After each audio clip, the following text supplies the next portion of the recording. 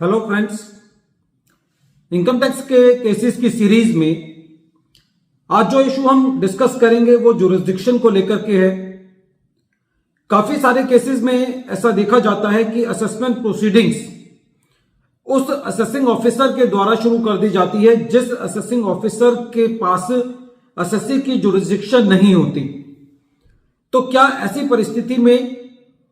उन assessment proceedings को valid माना जा सकता है जहां पर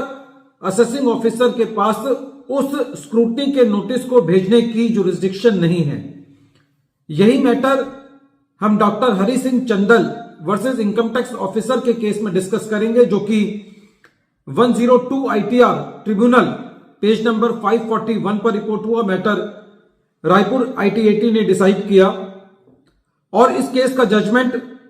17 अक्टूबर 2022 को आया। प्रेजेंट केस में असेसी एक गवर्नमेंट एम्प्लॉय था जिसने अपनी इनकम टैक्स की रिटर्न 6,44,800 रुपए में फाइल करी। असेसी की कुछ एग्रीकल्चर इनकम थी और असेसी का जो रेलिवेंट असेसमेंट ईयर था जो कि डिस्प्यूट में था वो असेसमेंट ईयर 11-12 था और असेसी की जुरिस्डिक्शन असेसिंग ऑफिसर वार्ड 2 के पास थी। लेकिन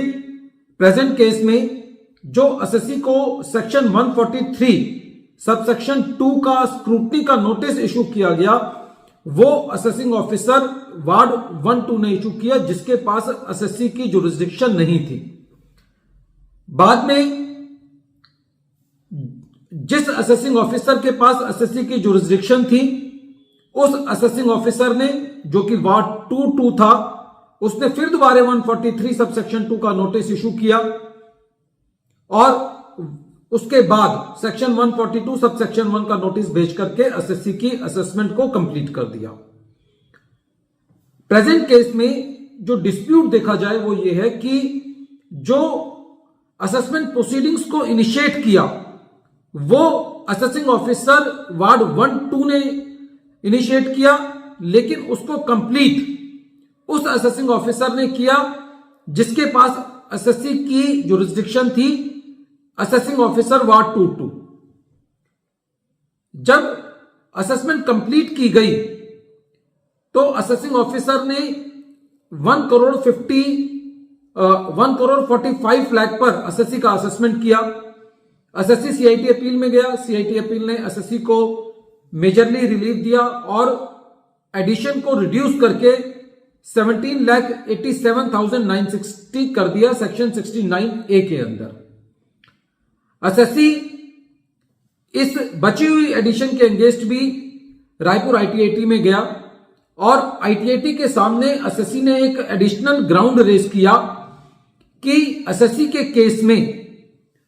असेसमेंट जो इनिशिएट की गई है सेक्शन 143 सबसेक्शन 2 के अंदर वो उस असेसिंग ऑफिसर के द्वारा की गई है जिस असेसिंग ऑफिसर के पास असेसी की जुरिस्डिक्शन नहीं थी, सेक्शन 120 सेक्शन 2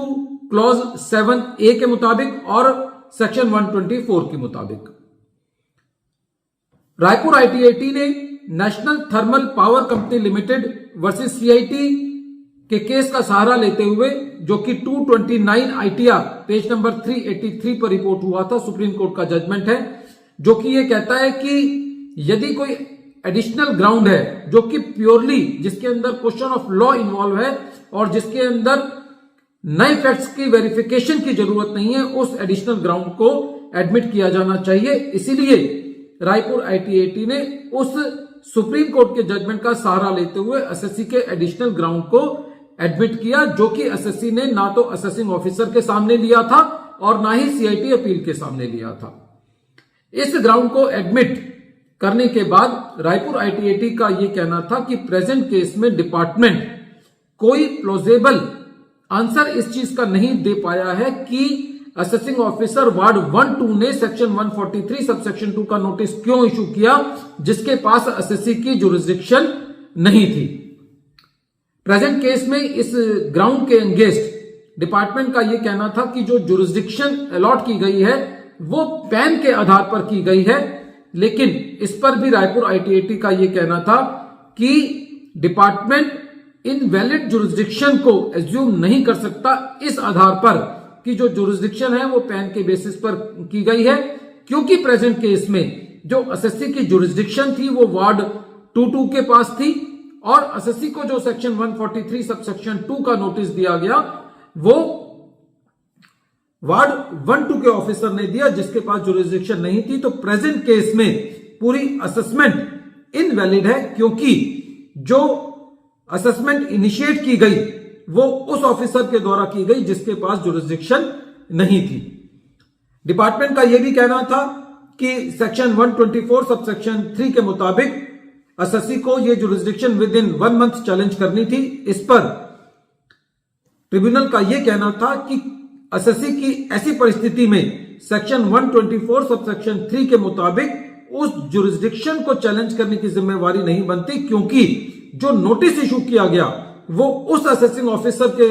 द्वारा किया गया जिसके पास वो जुरिस्डिक्शन नहीं थी। तो ऐसी परिस्थिति में एसएससी के ऊपर ये ऑब्लिगेशन नहीं डाली जा सकती और असेसमेंट को रायपुर आईआईटी ने क्वेश किया। फ्रेंड्स, केस बहुत इंपॉर्टेंट है। जब भी हमारी असेसमेंट की गई हो या हमको नोटिस मिले किसी भी स्क्रूटनी प्रोसीडिंग्स का, तो हमें यह देखना है कि वो नोटिस क्या हमारे जुरिस्डिक्शनल असेसिंग ऑफिसर ने हमको दिया है। वीडियो के अंत में एक बार फिर मैं केस का नाम रिपीट कर रहा हूं। केस का नाम है doctor Hari Singh Chandel versus income tax officer और ये case 102 ITR tribunal page number 541 पर रिपोर्ट हुआ। मैटर रायपुर आईआईटी ने डिसाइड किया और इस केस का जजमेंट 17 अक्टूबर 2022 को आया। Thank you friends.